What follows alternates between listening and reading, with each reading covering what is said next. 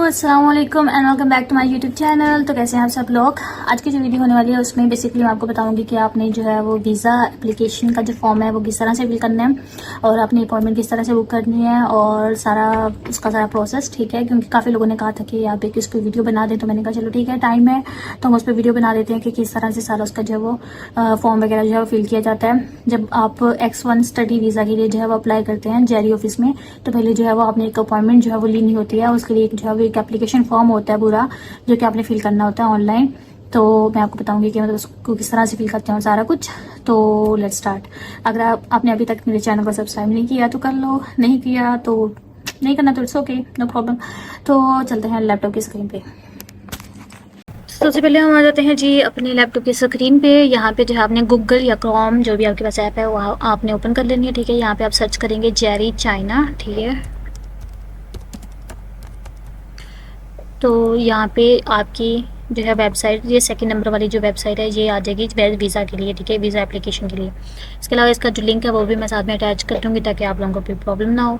तो इसको हम जो है वो ओपन करते हैं। तो इसका जो वेबसाइट है वो कुछ ऐसी जो है वो हमारे पास ओपन होती है। यहाँ पे आपने एक्सेप्ट कर देना, ठीक है। उसके बाद जो है वो आपने सिंपल कुछ भी नहीं करना, आपने क्विक एक्सेस जो लिखा हुआ है ना इस पर क्लिक करना है, ठीक है। इसको जब ओपन करते हैं तो यहाँ पे आ जाता है कि आपने चाइना वीज़ा एप्लीकेंट मतलब आपने न्यू एप्लीकेशन फॉर्म फिल करना है। तो वो यहाँ पे हो जाएगा अपॉइंटमेंट, अगर आपने मैनेज करनी है, लाइक आपने जो पहले से अपॉइंटमेंट ली हुई है उसको चेंज करना है, उसका डे टाइम चेंज करना है, तो वो यहाँ से मैनेज हो जाएगा। और उसके बाद जो है स्टेटस यहाँ से देखना है, लाइक अगर आपने जो है वीज़ा के लिए पासपोर्ट अपना दिया हुआ है तो उसका स्टेटस देखना है, तो यहाँ से चेक होता है। तो हम देखते हैं जी न्यू एप्लीकेशन फॉर्म को, ठीक है। ये वाली सारी जो है वो इंस्ट्रक्शंस दी हुई हैं, बेटर है कि अगर आप इसको एक दफ़ा रीड कर लें तो चीज़ें जो है वो ईज़िली आपको समझ आ जाती हैं। अदरवाइज़ आपने स्क्रॉल करना है और जो है यहाँ पे एग्री पे क्लिक कर देना है। तो यहाँ पे जो है वो एम्बेसी का दिया हुआ है कि आप कौन सी एम्बेसी में जो है वीज़ा सेंटर में जाना चाहते हैं। तो Islamabad I think is best, क्योंकि अगर लाहौर या कराची वगैरह में जाते हैं तो वहाँ पे काफ़ी बच्चों को इश्यूज़ होते हैं डिफरेंट बैंक स्टेटमेंट और डिफरेंट डॉक्यूमेंट्स के हिसाब से। तो इसलिए बेस्ट है कि इस्लामाबाद अगर आप जाएंगे, क्योंकि ये मेन एम्बेसी है तो इसलिए। तो फिर इसके बाद जो है हम जो करते हैं select start a new application form पे। उसके बाद जो है वो यहाँ पे एप्लीकेशन फॉर्म पे क्लिक किया तो यहाँ पे हमने स्लाइड करना है इसको थोड़ा सा। उसके बाद जो है ये एप्लीकेशन फॉर्म जो है हमारे पास ओपन हो जाता है। तो सबसे पहले इसके डिफरेंट जो है ये सेक्शंस दिए हुए हैं। तो इनमें सेक्शंस में आपने फर्स्ट में जो है वो है कि आपने पर्सनल इन्फॉर्मेशन देनी है। सेकंड में जो है वो एप्लीकेशन इन्फॉर्मेशन होगी। उसके बाद जो है वर्क इन्फॉर्मेशन देनी है, एजुकेशन के बारे में बताना है, फैमिली इन्फॉर्मेशन है, ट्रैवल इन्फॉर्मेशन है। उसके बाद अगर आपने पास में कोई ट्रैवल किया हुआ है तो उसकी इन्फॉर्मेशन देनी होगी। उसके बाद जो है वो मेलिंग इन्फॉर्मेशन, लाइक आपका कॉन्टैक्ट डिटेल्स वगैरह होंगी। उसके बाद जो है वो रिव्यू करना है आपने और आपकी एप्लीकेशन जो है वो सबमिट हो जाएगी। तो हम देख लेते हैं जी सेक्शन नंबर 1 को। तो सेक्शन नंबर 1 में जो है वो आपने अपनी पर्सनल इन्फॉर्मेशन देनी है। पर्सनल इन्फॉर्मेशन ऑब्वियसली आपका नेम, आपका बायोडाटा वगैरह आ जाएगा। तो उसमें सबसे पहले उन्होंने नेम पूछा हुआ है और फैमिली नेम पूछा है। फैमिली नेम में हमेशा लोग जो है वो कंफ्यूज हो जाते हैं। तो फैमिली नेम जो होता है वो आपका हमेशा सेकेंड नेम होता है।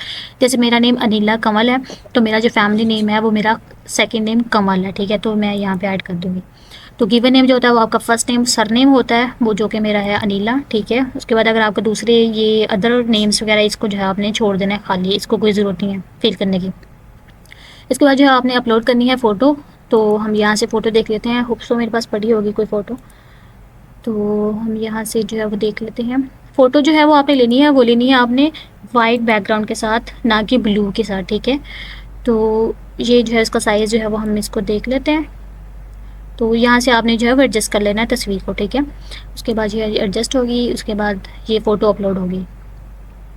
इसके बाद जो है वो हम यहाँ पे डेट ऑफ बर्थ जो है वो मेंशन कर लेते हैं। 1999 मेरा ईयर है और 3 मार्च, और यहाँ से जो है वो डे देख लेते हैं कौन सा 13।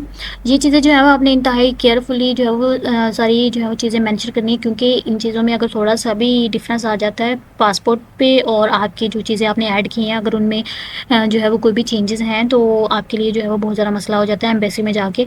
तो इसलिए आपने सोच समझ के सारी चीज़ें जो है ध्यान से पासपोर्ट को पास रख के देख के तो आपने चीज़ें फिल करनी होती हैं।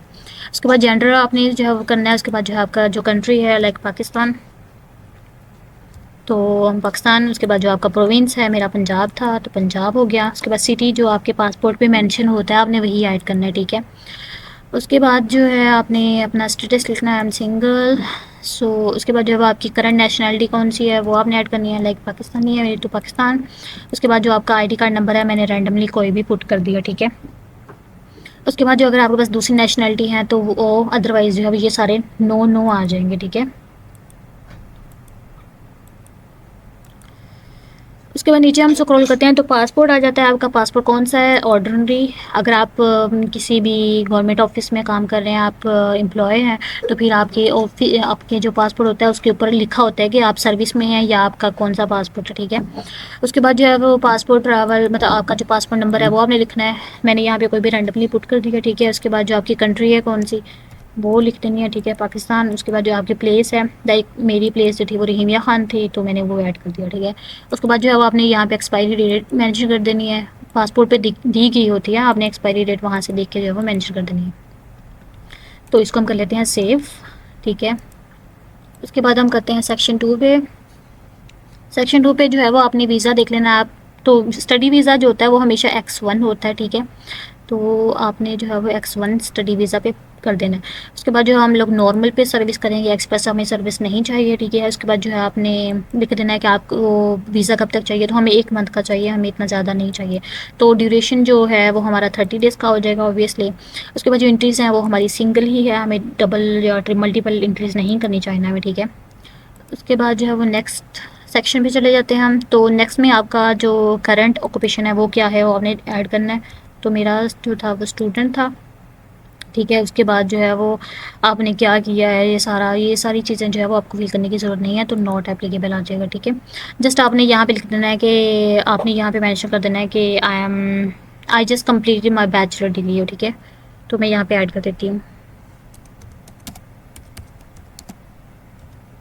I just pass my bachelor, ठीक है। उसके बाद इसको हम सेव कर देते हैं। उसके बाद हम जो है वो सेक्शन 4 पे चले जाते हैं। तो यहाँ पे आपने एजुकेशन अपनी जो है वो सारी फिल करनी है कि आपकी कौन सी यूनिवर्सिटी है जहाँ से आपने डिग्री ली है, और आपकी कौन सी डिग्री है जो कि आपने यहाँ से की है। तो मेरी थी बैचलर यानी अंडर ग्रेजुएट, ठीक है। उसके बाद जो मेजर था वो मेरा एंटोमोलॉजी था। अगर आप मास्टर के स्टूडेंट हैं तो आप मास्टर्स यहाँ पे लिखेंगे, और आपका जो भी डिग्री होगी लाइक जोलॉजी बॉटनी वगैरह जो भी आपकी है वट तो वो जो है वो आप यहाँ पर मैंशन करेंगे, ठीक है। उसके बाद जो है हम नेक्स्ट सेक्शन पर चले जाते हैं। तो आपने यहाँ पे लिख देना है कि आपका जो रेजिडेंस एड्रेस है आपने यहाँ पे एड्रेस मेंशन कर देना है, ठीक है। उसके बाद जो आपने अपना फ़ोन नंबर यहाँ पे लिख देना है, अपना मोबाइल नंबर लिख देना है। उसके बाद जो है यहाँ पे अपना मेल लिखना है, ठीक है। ये सारी चीज़ें जो है वो ऑथेंटिक होनी चाहिए, जिन पे आपसे वो कॉन्टैक्ट भी कर सकें, ठीक है। उसके बाद जो आपने फैमिली मेम्बर्स का जो है वो सारा बताना है। सबसे पहले आपने फ़ादर के बारे में बताना है, लाइक मेरे फादर का नेम जो है वो है Mohammad Akbar, so family name is Akbar and given name is Mohammad. Nationality कौन सी है वो आपने ऐड कर देनी है, लाइक पाकिस्तानी, ठीक है। उसके बाद जो है यहाँ पे उनकी जो है वो डेट ऑफ बर्थ जो है वो आपने ऐड कर देनी है। मैं रैंडमली कोई भी ऐड कर देती हूँ, ठीक है, मुझे याद नहीं आ रही। तो is your father in China, so no पे क्लिक कर देंगे। उसके बाद आपने मदर का भी इसी तरह जो है वो कर देना है। मैं इसको फिलहाल जो है नॉट एप्लीकेबल कर लेती हूँ, स्पेसिफाई भी लिख देती हूँ कि she is house wife, okay.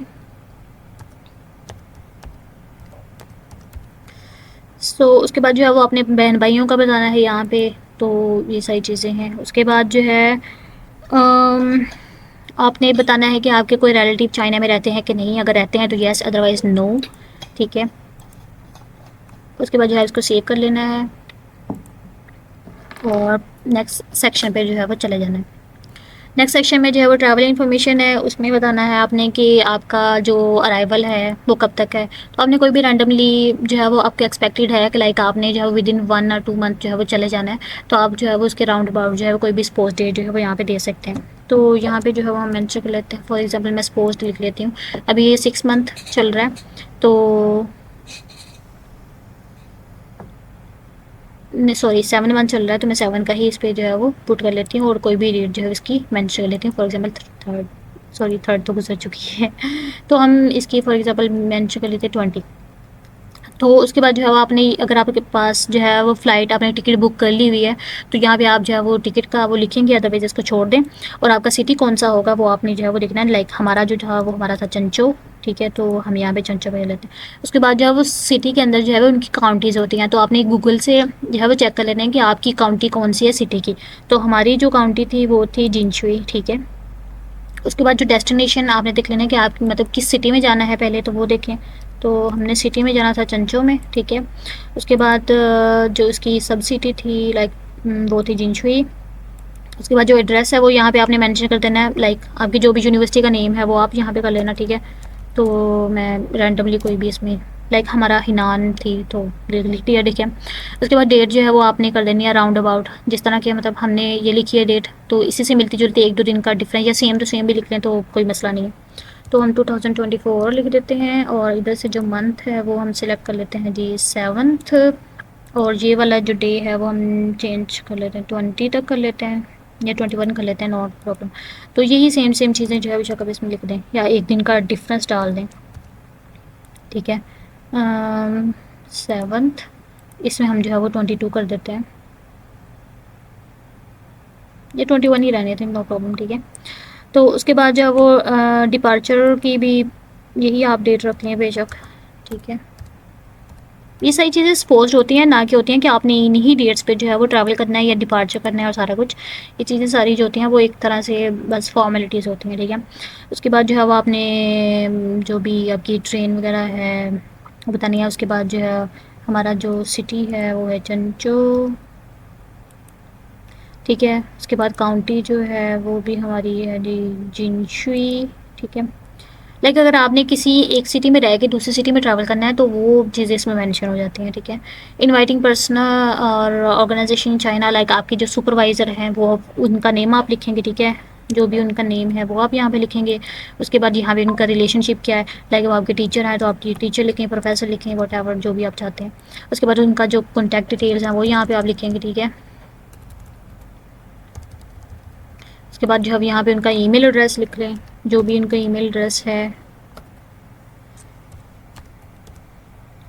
gmail.com, ठीक है। उसके बाद जो उनका प्रोविंस है, लाइक हमारा जो प्रोविंस है वो है हिनान, ठीक है। तो आपका जो भी प्रोविंस है वो आप गूगल से सर्च कर लेना, वो आपको मिल जाएगा, ठीक है। उसके बाद जो हमारा सिटी है वो है जी चंचो, तो ये हो गया। उसके बाद जो डेस्टिनेशन है वो है जी हमारी जिनशुई। उसके बाद जो पोस्टल कोड है ये आप जो है वो गूगल से जो है वो आपको मिल जाएगा, मुझे अभी याद नहीं है, तो हम लिख लेते हैं जी पोस्टल कोड ऑफ चंगचो। तो हमारी जो यूनिवर्सिटी का हमारी जो सिटी का पोस्टल कोड है वो है 45 एंड 40 के। तो हम जो है वो इधर लिख लेते हैं 45। अच्छा, तो ये आपने देख लेना है, ठीक है। उसके बाद इमरजेंसी कॉन्टैक्ट है, तो आपने यहाँ पे अपने फादर का नेम लिख देना है, ठीक है। जो भी है वो लिख लेना है। उसके बाद रिलेशनशिप आपका लिख लेना है, मेरा फादर हैं तो फादर, अगर आप मदर का दे रहे हैं तो मदर का, अगर सिस्टर का या ब्रदर का तो वो सारा उनके फ़ोन की डिटेल्स लिख देनी है, ठीक है। उसके बाद उनका मेल एड्रेस लिख देना है। अगर नहीं भी लिखना तो इट्स ओके, मेल एड्रेस ना भी लिखें तो कोई मसला नहीं है। उसके बाद है कि who will pay for this travel, तो आप सेल्फ पे ही पे कर रहे हैं तो सेल्फ, अगर आप अदर पे करना चाहें या इस चीज़ों को जो अगर आप ऑर्गेनाइजेशन पे करेंगे तो इसका मतलब है कि आपकी जो यूनिवर्सिटी है वो आपको जो है वो पे कर रही है आपका ट्रैवल का, ठीक है। अगर सेल्फ पे है तो सेल्फ। तो उसके बाद है person sharing the same passport, no. उसके बाद जो है आपने इसको सेव कर देना और प्रोसेस कर देना है सेक्शन 7 पे। तो नेक्स्ट सेक्शन पे जो है कि have you been in China, अगर आप पहले चाइना में गए हुए हो तो फिर येस, अदरवाइज नो। मुझे लगता है ये सबका नो नो ही होगा क्योंकि पहली दफ़ा ही हर कोई चाइना आ रहा होता है। तो प्रीवियसली चाइनीज़ वीज़ा अगर आपके पास है तो फिर इसको आप येस करेंगे। जैसे येस करते हैं तो ये देखें फिर आप सारी इसकी डिटेल्स जो है वो ऐड करते हैं, अदरवाइज़ नो, ठीक है। वैलिड अदर कंट्रीज़ वीज़ा, अगर आपने किसी और कंट्री का वीज़ा भी लिया हुआ है तो वो है। उसके बाद जो है वो अगर आपने 1 साल के अंदर अंदर कोई और कंट्री भी विज़िट की हुई है तो उसकी सारी डिटेल्स यहाँ पे ऐड करेंगे, ठीक है। उसके बाद जो है वो हम सेक्शन 8 पे चले जाते हैं। इसमें जो है कि आपने चाइना के वीज़ा अप्लाई किया हो पहले और आपका रिफ्यूज़ हो गया हो तो वो आपने बताना है, otherwise no. Has Chinese visa ever been cancelled, no. उसके बाद जो है वो इलीगल कोई काम किया है आपने तो ये सब नो नो ही आ जाएगा, ठीक है। उसके अलावा आपने एक दफ़ा पढ़ लेना है, क्या पता किसी के मतलब की कोई चीज़ हो इसमें तो उसके बाद जो है ये सारा कुछ नो नो ही आ जाएगा, ठीक है।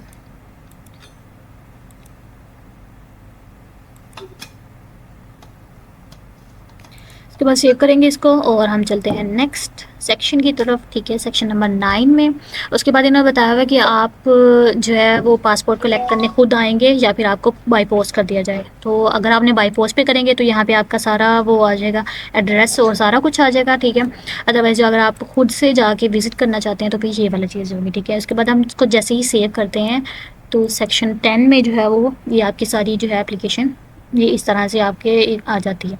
इसको आपने एक दफ़ा अच्छे से रीड कर लेना है कि कोई भी मिस्टेक ना हो इसमें, ठीक है।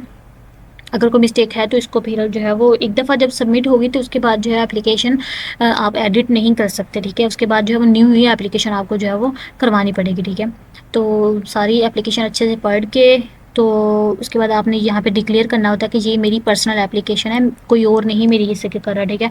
अगर आप कोई और आपके बिहाफ पे एप्लीकेशन देख रहा है तो वो ये असिस्टिंग वाले पे करेगा। तो उसके बाद जो है वो आई हैव रीड आ जाएगा और सबमिट कर देंगे आप एप्लीकेशन को।